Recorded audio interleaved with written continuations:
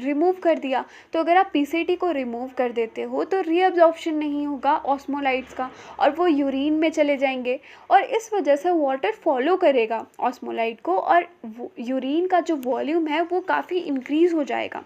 इस वजह से जो हमारा urine. Hello everyone, welcome back to R square YouTube channel. I am Anjali.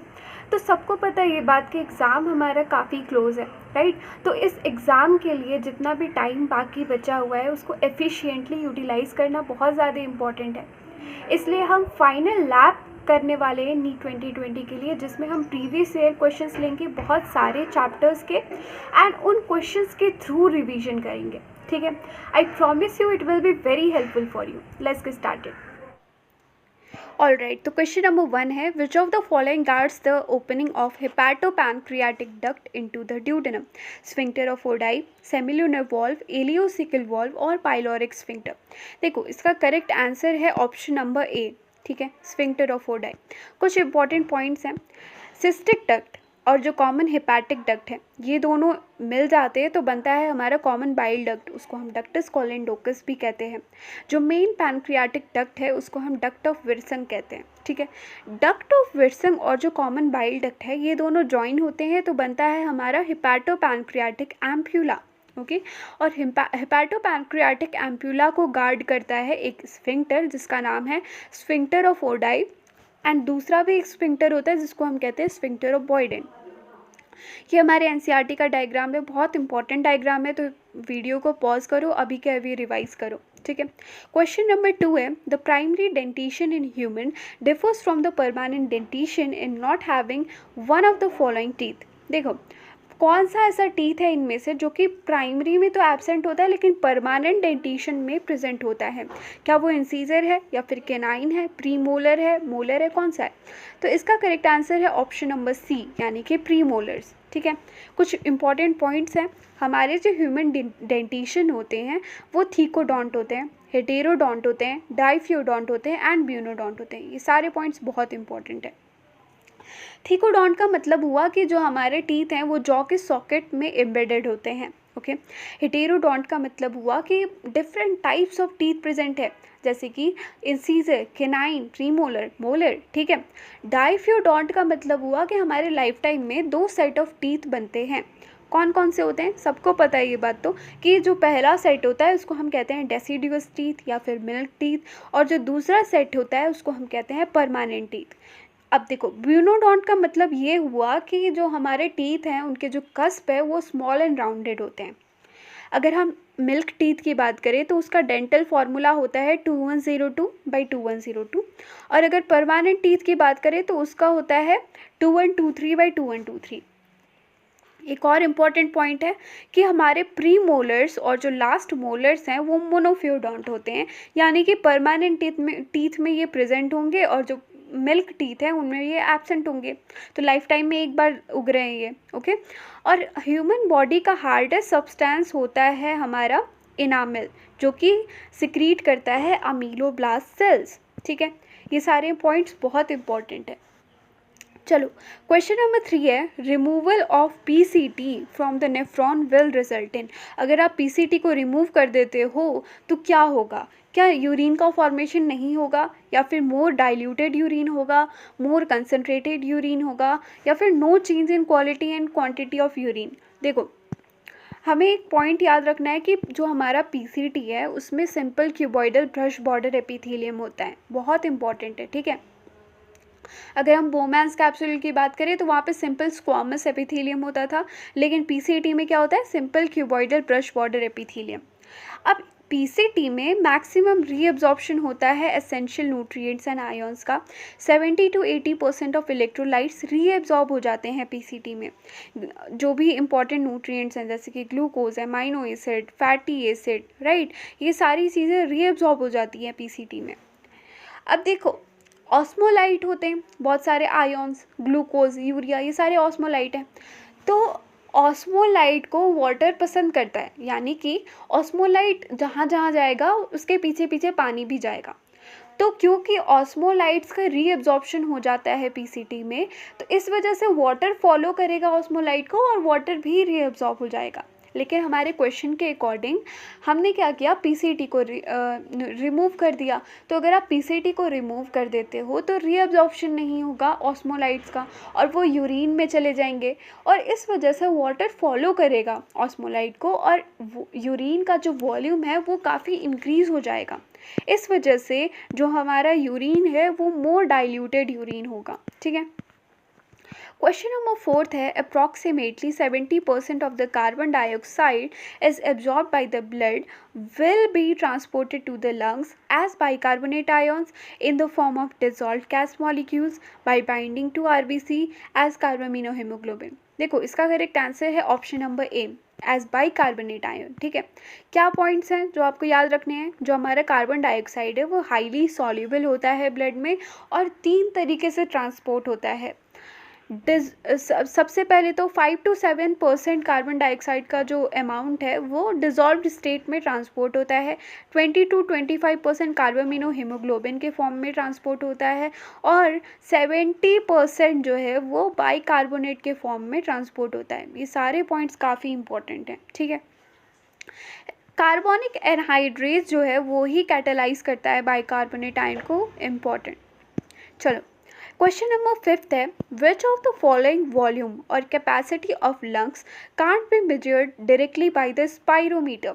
Residual volume, functional residual capacity, total capacity, all of these. देखो spirometer को हम रेस्पायरोमीटर भी कहते हैं। ठीक है।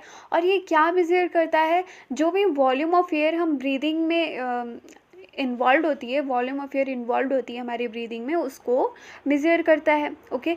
रेसिडुअल वॉल्यूम क्या होता है? जब हम फोर्सेबल एक्सपायरेशन करते हैं तो उसके बाद भी कुछ वॉल्यूम ऑफ एयर हमारे लंग्स में स्टिल प्रेजेंट रहती है, चाहे आप कितना भी फोर्सेबल एक्सपायरेशन कर लो। ओके। अगर वो वॉल्यूम ऑफ एयर हमारे लंग्स में नहीं प्रेजेंट होगी तो वैक्यूम क्रिएट हो जाएगा और इस वजह से हमारे लंग्स जो है वो कोलैप्स कर जाएगा। तो हमेशा रेसिडुअल वॉल्यूम हमारे लंग्स में प्रेजेंट रहती है और इस ही रेसिडुअल वॉल्यूम को हमारा स्पायरोमीटर जो है वो मेजर नहीं कर सकता। और इसके साथ साथ में जो भी कैपेसिटी है जिसमें रेसिडुअल वॉल्यूम इन्वॉल्व होगा उसको हमारा स्पायरोमीटर मेजर नहीं कर सकता। तो फंक्शनल रेसिडुअल कैपेसिटी में रेसिडुअल वॉल्यूम इन्वॉल्व है, टोटल लंग कैपेसिटी में भी रेसिडुअल वॉल्यूम इन्वॉल्व है। तो इसलिए इसका करेक्ट आंसर है ऑल ऑफ दीज। ठीक है। ये डायग्राम है, इसको स्क्रीनशॉट ले लो, अच्छे से देख लो ताकि आपका जल्दी से रिवीजन हो जाए। क्वेश्चन नंबर 6 है, the hemoglobin content per 100 ml of blood of a normal healthy human adult is 5 to 11 gram, 25 to 30 gram, 17 to 20 gram, 12 to 16 ग्राम। इसका सीधा आंसर है ऑप्शन नंबर डी, यानी कि 12 to 16 ग्राम पर 100 ml प्रेजेंट होता है अगर हम नॉर्मल हेल्दी ह्यूमन एडल्ट की बात करें। क्वेश्चन नंबर 7 है, bundle of his is a part of which of the following organs in human? Pancreas, brain, heart, kidney. देखो ये बहुत इजी क्वेश्चन है, लेकिन लेट मी टेल यू ये सारे क्वेश्चंस जितने भी मैं करा रही हूँ सारे प्रीवियस ईयर क्वेश्चंस हैं। तो ये क्वेश्चन भी आ चुका है हमारे नीट एग्जाम में। ओके। ऑप्शन नंबर सी इसका करेक्ट आंसर होगा। देखो ऐसे नोड प्रेजेंट होता है, नोडल मस्क्यूलेचर है जो कि upper right corner of atrium में प्रेजेंट होता है। ठीक है। इसको हम पेस मेकर भी कहते हैं। एवी नोड प्रेजेंट होता है लेफ्ट कॉर्नर में, लेफ्ट लोअर कॉर्नर में ऑफ द आर्टरियम। अब जो एवी नोड है वहाँ से एवी बंडल शुरू होता है। ठीक है। और ये AV bundle left and right उसमें बंडल्स में डिवाइड हो जाता है। फिर ये ब्रांचेस जो हैं वो पुरकिंजे फाइबर बनाती हैं। जो आप ये फाइबर्स यहाँ पे देख रहे हो वो पुरकिंजे फाइबर्स हैं। अब पुरकिंजे फाइबर्स और जो एवी बंडल है ये दोनों मिलके बनाते हैं बंडल ऑफ हिज। आप यहाँ देख पा रहे हो। ओके। चलो क्वेश्चन नंबर 8 है, injury localize to the hypothalamus would most likely disturb. अगर हाइपोथैलेमस में इंजरी हो जाए तो क्या होगा? बहुत फेमस क्वेश्चन है ये। इसका करेक्ट आंसर है रेगुलेशन ऑफ बॉडी टेम्परेचर। ठीक है। क्या याद रखना है कि हाइपोथैलेमस जो है वो पार्ट ऑफ फोर ब्रेन होता है।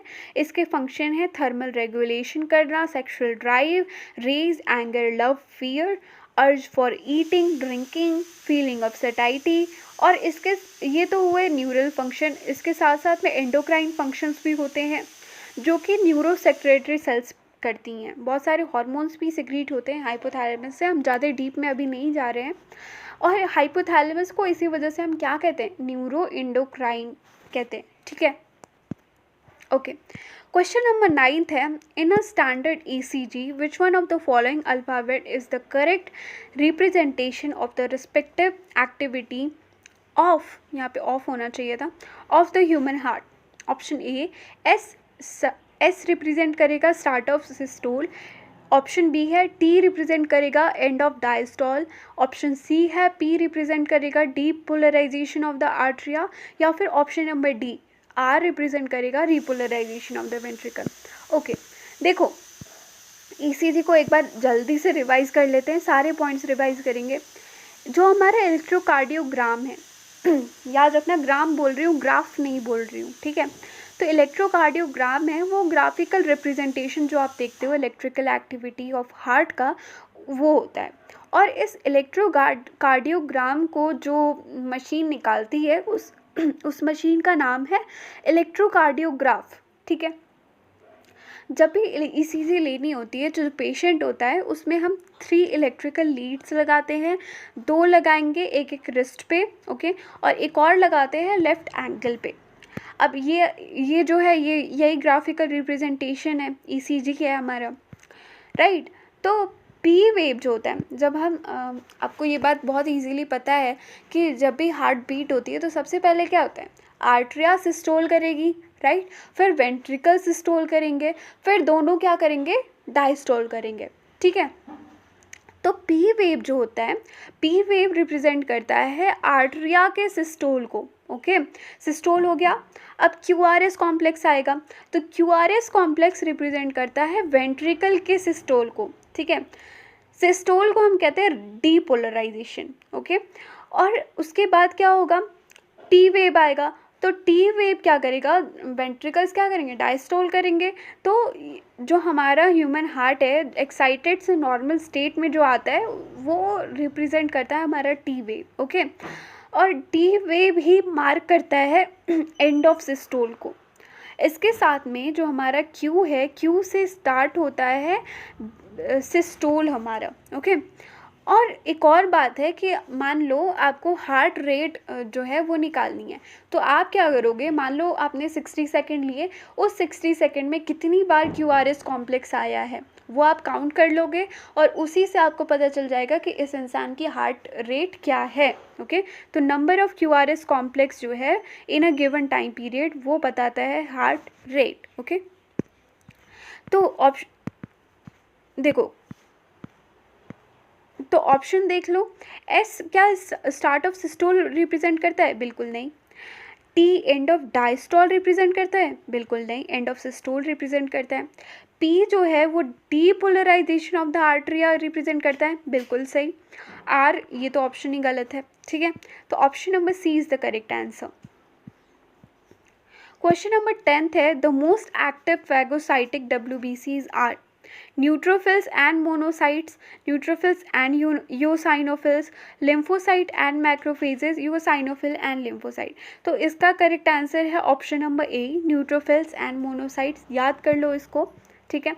क्वेश्चन नंबर 11 है, which of the following does not favour the formation of large quantity of dilute urine. इनमें से कौन सा है जो कि large quantity of dilute urine को फेवर नहीं करेगा। तो अल्कोहल और कैफ़ीन डायूरेसिस को फेवर करते हैं, राइट। जो भी इंसान अल्कोहल, कैफ़ीन, टी या फिर स्मोकिंग ये सब ज़्यादा करता है उसका वॉल्यूम ऑफ यूरिन इंक्रीज़ हो जाता है, ओके। उसको अर्ज ऑफ यूरिनेशन ज़्यादा होगी, तो इसलिए हम कहते हैं कि अल्कोहल, कैफ़ीन, टी ये सारे क्या हैं, डायूरेटिक्स हैं, ओके, डायूरेटिक्स।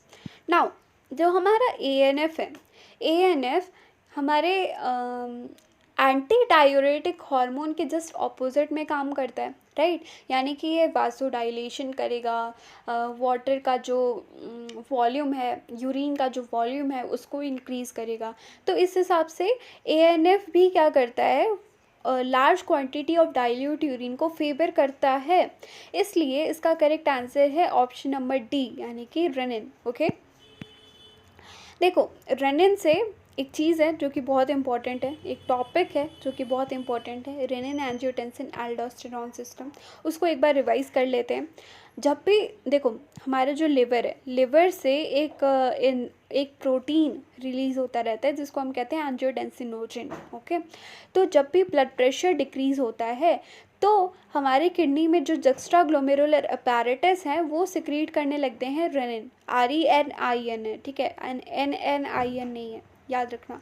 अब रेनिन क्या करता है, एंजियोटेंसिनोजन को कन्वर्ट कर देता है एंजियोटेंसिन 1 में, और ये एंजियोटेंसिन 1 जो है वो लंग्स में जाता है। तो लंग्स में एंजियोटेंसिन कन्वर्टिंग एंजाइम प्रेजेंट होता है, और ये एंजियोटेंसिन कन्वर्टिंग एंजाइम की हेल्प से एंजियोटेंसिन 1 एंजियोटेंसिन 2 में कन्वर्ट हो जाता है। ठीक है, एंजियोटेंसिन 2 के बहुत सारे काम हैं, जैसे कि पोस्टीरियर पिट्यूटरी से ADH रिलीज़ करवाना। ADH एंटी डायूरेटिक हार्मोन है, राइट। तो वो क्या करेगा, जो वाटर का रीअब्जॉर्प्शन है वो इंक्रीज़ करेगा, ब्लड वॉल्यूम को इंक्रीज़ करेगा, जिसकी वजह से क्या होगा, ब्लड प्रेशर इंक्रीज़ हो जाएगा, यानी कि नॉर्मल हो जाएगा। इसके साथ साथ में एल्डोस्टेरॉन जो कि एड्रीनल कॉर्टेक्स से रिलीज़ होता है, उसको भी रिलीज़ करवाता है एल्डोस्टेरॉन को। एक बात आपको याद रखनी है कि ADH और एल्डोस्टेरॉन दोनों सिमिलर काम करते हैं। ओके, एल्डोस्टेरॉन क्या करता है, सोडियम और वाटर का रीअब्जॉर्प्शन कराता है हमारे किडनी में, और इस वजह से ब्लड वॉल्यूम वापस से नॉर्मल हो जाता है, और इस वजह से क्या होता है, ब्लड प्रेशर नॉर्मल हो जाता है। और वासो कॉन्स्ट्रिक्शन करने से ऑब्वियसली ब्लड प्रेशर भी इंक्रीज़ होगा। ये सारे काम हमारे एंजियोटेंसिन 2 करवा रहा है। और रास को इनिशिएट किसने किया, रेनिन ने किया, जो कि किडनी की जक्स्ट्रा ग्लोमेरुलर अपैरेटस से रिलीज़ होते हैं। ये हुआ हमारा रास, रेनिन एंजियोटेंसिन एल्डोस्टेरॉन सिस्टम। देखो क्वेश्चन नंबर 12 है, the part of nephron situated in cortical region of kidney are loop of Henle, PCT, collecting duct, PCT, Malpighian corpuscles, PCT, DCT, loop of Henle, PCT, DCT, Malpighian corpuscles। देखो इसका correct answer है option number D. Okay, हमें एक बात याद रखनी है कि जो लूप ऑफ हेनले है वो कॉर्टिकल रीजन में तो प्रेजेंट होता ही नहीं है, कलेक्टिंग डक्ट तो दूर की बात है, वो हो ही नहीं सकता कॉर्टिकल रीजन में, राइट। तो option number D is the correct answer. Malpighian corpuscles क्या है, बोमेंस कैप्सूल वगैरह। ओके, क्वेश्चन नंबर 13 है, which of the following causes an increase in sodium reabsorption in the DCT। देखो increase in aldosterone level, increase in ADH level, decrease in aldosterone level और decrease in ADH level. इसका correct answer है option number A, यानी कि increase in aldosterone level.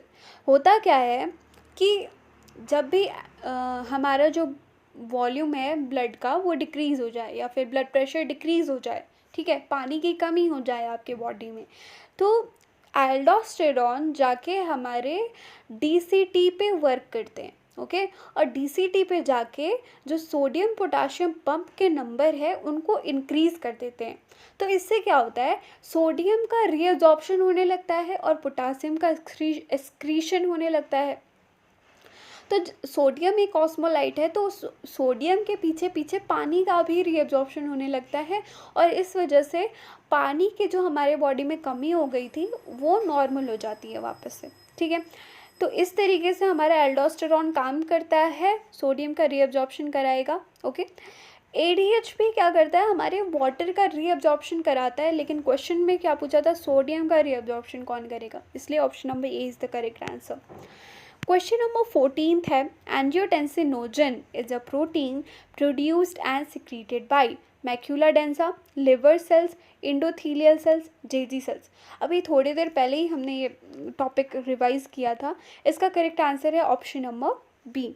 ठीक है, question number 15 है, a person is undergoing prolonged fasting, his urine will be found to contain abnormal quantities of fat, ketone, amino acid, glucose. देखो इसका correct answer है option number B यानी कि ketones. ठीक है, जब भी हमारे एक सेकेंड, जब भी हमारा कह रही हूँ, जब भी कोई पर्सन प्रोलॉन्ग फास्टिंग करता है तो क्या होता है, उसके बॉडी में कार्बोहाइड्रेट की कमी हो जाती है, राइट। तो कार्बोहाइड्रेट नहीं होगा, ग्लूकोज नहीं होगा, तो सेल्स क्या करती हैं, प्रोटीन और फैट को तोड़ तोड़ के अपने लिए खाना बनाने लगती हैं। ठीक है, और इस कंडीशन में हमारे बॉडी में कीटोन बॉडीज़ बनती हैं और वो यूरिन में भी आने लगती हैं। ओके, और इस कंडीशन को हम कहते हैं कीटोनूरिया। अगर हम डायबिटिक पेशेंट की बात करें तो डायबिटिक पेशेंट में भी यही होता है, क्योंकि सेल्स जो हैं वो ग्लूकोज को यूटिलाइज नहीं कर पा रही होती हैं, राइट। तो ग्लूकोज को अगर वो यूटिलाइज नहीं कर पाएंगी तो वो फैट को और प्रोटीन को तोड़ तोड़ के अपने लिए एनर्जी बनाएंगी, खाना बनाएंगी, राइट। और इस कंडीशन में भी कीटोन बॉडीज़ बनती हैं। किसी पर्सन को डायबिटीज़ है या फिर नहीं है, उसके लिए हम टेस्ट करते हैं यूरिन में कीटोन बॉडीज़ है कि नहीं है। अगर यूरिन में कीटोन बॉडीज़ हैं तो मतलब उस इंसान को डायबिटीज़ है। ओके, क्वेश्चन नंबर 16 है, bulk of carbon dioxide released from body tissues into the blood is present as. देखो बल्क में मतलब मैक्सिमम कार्बन डाइऑक्साइड कैसे ट्रांसपोर्ट होता है, ये हमारा क्वेश्चन है। 70% ऑफ कार्बामिनो हेमोग्लोबिन, ये तो बिल्कुल से गलत है। कार्बामिनो हेमोग्लोबिन गलत है। Bicarbonate ion, yes it is the correct answer, क्योंकि 70% जो अमाउंट है वो बाइकार्बोनेट के फॉर्म में ट्रांसपोर्ट होता है। ओके, क्वेश्चन नंबर 17 है, glenoid cavity articulates humerus with scapula, clavicle with acromion, scapula with acromion और क्लाविकल विथ स्कैपुला। बिल्कुल कंफ्यूज नहीं होना है, इसका करेक्ट आंसर है ऑप्शन नंबर ए यानी कि ह्यूमरस विथ स्कैपुला। देखो ये डायग्राम है, इस डायग्राम में बहुत सारी चीज़ें दी हैं, लेकिन जो मैंने मार्क किया है उसी को आप देखोगे। ओके, ये देख पा रहे हो आप, ये हमारा क्लाविकल है, राइट। यहाँ पे एक प्रोजेक्शन प्रेजेंट है, उसको हम कहते हैं एक्रोमियन। ये है हमारा ह्यूमरस यानी कि upper arm bone. Okay, scapula जो लार्ज ट्रायंगुलर फ्लैट बोन होती है जिसको हम शोल्डर ब्लेड कहते हैं। ओके, और एक्रोमियन के जस्ट नीचे एक कैविटी प्रेजेंट होती है, उस कैविटी को हम कहते हैं ग्लिनॉइड कैविटी। ठीक है, इस डायग्राम में आप और अच्छे से देख पा रहे हो, ये रहा हमारा ग्लिनॉइड कैविटी, और ये जो प्रोसेस आप देख पा रहे हो उसको हम कहते हैं एक्रोमियन। ठीक है, ये हमारे एनसीईआरटी का पैराग्राफ है। देखो ये इंपॉर्टेंट है इसलिए मैंने ले लिया। देखो लिखा है कि जो पेक्टोरल गर्डल है वो आर्टिकुलेशन करता है अपर लिम्ब को एक्सियल स्केलेटन से, और जो पेल्विक गर्डल है वो आर्टिकुलेशन करता है लोअर लिम्ब को एक्सियल स्केलेटन से। ठीक है, जो हमारा पेक्टोरल गर्डल है उसमें दो चीज़ें होती हैं, एक है स्कैपुला और दूसरा है क्लैविकल। स्कैपुला क्या है, लार्ज ट्रायंगुलर फ्लैट बोन जो कि dorsal part of the thorax में सिचुएटेड है between the second and the seventh rib. Important, जो हमारा dorsal flat triangular body of scapula है उसके पास एक एलिवेटेड रिज होती है, उसको हम स्पाइन भी कहते हैं, जो कि एक प्रोजेक्शन होती है वो। ठीक है, उस प्रोजेक्शन को हम कहते हैं acromion. Okay, the clavicle articulates with this, very important. Acromion से कौन आर्टिकुलेट करता है, क्लैविकल। और below the acromion is a depression which is called the glenoid cavity which articulates with the head of the humerus to form the shoulder joint. Very important. Each clavicle is a long slender bone with two curvature. दो curvature होते हैं। Okay, और इसी bone को यानी कि clavicle को ही हम कहते हैं कॉलर बोन या फिर ब्यूटी बोन। ठीक है, चलो क्वेश्चन नंबर 18 है, which of the following joints allows no movement, ball and socket joint, fibrous joint, cartilaginous joint और साइनोवियल जॉइंट। इसका करेक्ट आंसर है ऑप्शन नंबर बी यानी कि फाइब्रस जॉइंट। एक बार रिवाइज कर लेते हैं जॉइंट वाला टॉपिक। देखो 3 तरह के जॉइंट्स हैं मेनली। ओके, फाइब्रस जॉइंट होते हैं, कार्टिलेजिनस जॉइंट होते हैं, साइनोवियल जॉइंट होते हैं। फाइब्रस जॉइंट को हम इमूवेबल जॉइंट भी कहते हैं या फिर सिन आर्थरोसिस कहते हैं। आर्थरोसिस देख पा रहे हो, आर्थरो का मीनिंग होता है जॉइंट। अगर हम आर्थराइटिस की बात करें तो मतलब जॉइंट में इन्फ्लेमेशन, आइटिस टर्म हम यूज़ करते हैं जब इन्फ्लेमेशन होती है, ओके। तो आर्थ्रो टर्म क्या रिप्रेजेंट करता है, जॉइंट को। अब जो हमारा फाइब्रस जॉइंट है वहाँ पे प्रेजेंट होता है फाइब्रस कनेक्टिव टिश्यू। सबको पता है कि फाइब्रस कनेक्टिव टिश्यू अगर प्रेजेंट है तो मूवमेंट हो ही नहीं सकती, राइट। और इसके एग्जांपल्स है सूचर्स या फिर गॉम्फोसिस। गॉम्फोसिस क्या है, टीथ और जॉ के सॉकेट के बीच में जॉइंट, ओके। कार्टिलेजिनस जॉइंट जो है वो स्लाइटली मूवेबल जॉइंट होता है, उसको हम एम्फी आर्थ्रोसिस भी कहते हैं। कार्टिलेजिनस जॉइंट जो है वहाँ पे कार्टिलेज प्रेजेंट होता है। ऑब्वियसली कार्टिलेज अगर प्रेजेंट है तो स्लाइटली मूवेबल तो होगा ही, राइट। स्टर्नम एंड रिब्स इसके एग्जाम्पल में आएगा। Pubic symphysis, intervertebral disc, okay. Synovial joint जो है वो फ्रीली मूवेबल जॉइंट होता है, उसको हम डाई आर्थ्रोसिस भी कहते हैं और यहाँ पे साइनोवियल फ्लूइड प्रेजेंट होता है, ओके। देखो टाइप्स ऑफ साइनोवियल जॉइंट है ये, ball and socket joint, okay, hinge joint, pivot joint, gliding joint, saddle joint, angular joint. मैं ज़्यादा डिटेल में अभी एक्सप्लेन नहीं कर रही हूँ, बट ये शॉर्ट नोट आपके लिए बहुत इंपॉर्टेंट है। अगर आपने ये दोनों स्क्रीनशॉट लेके अच्छे से रिवाइज कर लिया, आई प्रॉमिस यू जॉइंट वाले क्वेश्चन से कोई भी जॉइंट वाले टॉपिक से कोई भी क्वेश्चन नहीं रॉन्ग होगा। क्वेश्चन नंबर 19 है, photosensitive compound in human eye is. Photosensitive compound जो है वो किस चीज़ से बना होता है, transducin and retinin, guanosine and retinol, opsin and retinal, opsin and retinol. देखो option number C is the correct answer. Opsin and retinal से बना होता है हमारा फोटोसेंसिटिव कंपाउंड। देखो जो हमारा फोटो पिगमेंट है, ओके, उसमें दो चीज़ें होती हैं, एक होता है ऑप्सिन जो कि प्रोटीन मॉलिक्यूल होता है और वो अटैच होता है रेटिनल से। अब रेटिनल क्या है, रेटिनोल आपको पता है, राइट। रेटिनोल विटामिन ए का नाम है। तो रेटिनोल का अगर आप अल्डिहाइड बना देते हो तो उसको हम कहते हैं रेटिनल। अब लाइट क्या करेगी, फोटो रिसेप्टर लेयर पे हिट करेगी तो रेटिनल जो है वो एब्जॉर्ब कर लेगा लाइट को, और इस वजह से रेटिनल और ऑप्सिन स्प्लिट हो जाते हैं। इस चीज़ को हम कहते हैं partial bleaching of the pigment, important, ठीक है। तो क्या हो रहा है, आई एम एज्यूमिंग कि आपको ये सारे पॉइंट्स में जो टर्म्स लिखे हैं वो पता होंगे, क्योंकि हम फाइनल लैब कर रहे हैं इस समय, तो मैं ज़्यादा एक्सप्लेन नहीं कर सकती, टाइम वेस्ट होगा। देखो लाइट है तो लाइट हिट करेगी गैंग्लियोनिक लेयर को, फिर जाएगी बाइपोलर लेयर पे, फिर फोटो रिसेप्टर लेयर पे, और वहाँ पे ब्लीचिंग हो जाएगी फोटो पिगमेंट की, राइट। फिर क्या होगा कि क्योंकि ब्लीचिंग हुई है तो फोटो रिसेप्टर लेयर में एक्शन पोटेंशियल जनरेट होगा, फिर बाइपोलर लेयर में वो एक्शन पोटेंशियल जो है वो ट्रांसमिट होगा, बाइपोलर लेयर से वो एक्शन पोटेंशियल ट्रांसमिट होता है हमारे गैंग्लियोनिक लेयर में, ओके। और गैंग्लियोनिक लेयर में जब ये एक्शन पोटेंशियल जाता है तो वहाँ से इसको ट्रांसमिट कर दिया जाता है हमारे ब्रेन के विजुअल कॉर्टेक्स में, किस चीज़ से, ऑप्टिक नर्व के हेल्प से, ठीक है। और जो विजुअल कॉर्टेक्स एरिया है वो कहाँ पे प्रेजेंट होता है, हमारे सेरिब्रम के ऑसिपाइटल लोब में प्रेजेंट होता है, ठीक है। तो जब ब्रेन के पास जाएगा तो हमारा जो ब्रेन है वो डिसाइड करेगा कि ये जो इमेज आई है ये किस चीज़ की इमेज है, बेस्ड ऑन इट्स मेमोरी। इस तरीके से हम देख पाते हैं, ये हमारे मैकेनिज़्म है विजन का, बहुत इंपॉर्टेंट है, इसलिए मैंने ले लिया शॉर्ट नोट्स के लिए, आपको बहुत ज़्यादा हेल्पफुल हो जाएगा ये। ऑप्शन नंबर 20 है, the pace setter in the heart is called as. Pace setter हम किसको कहते हैं, साइनो आर्ट्रियल नोड को, आर्ट्रियो वेंट्रिकुलर नोड को, पुरकिंजे फाइबर को, या फिर पेपिलरी मसल को। Very easy question, option number B is the correct answer, यानी कि एवी नोड को हम पेस सेटर कहते हैं, साइनो आर्ट्रियल नोड को हम पेस मेकर कहते हैं, okay. So that's it for today. अगर वीडियो अच्छी लगी है तो don't forget to like the video and subscribe to AR Square YouTube channel. Thank you so much for watching.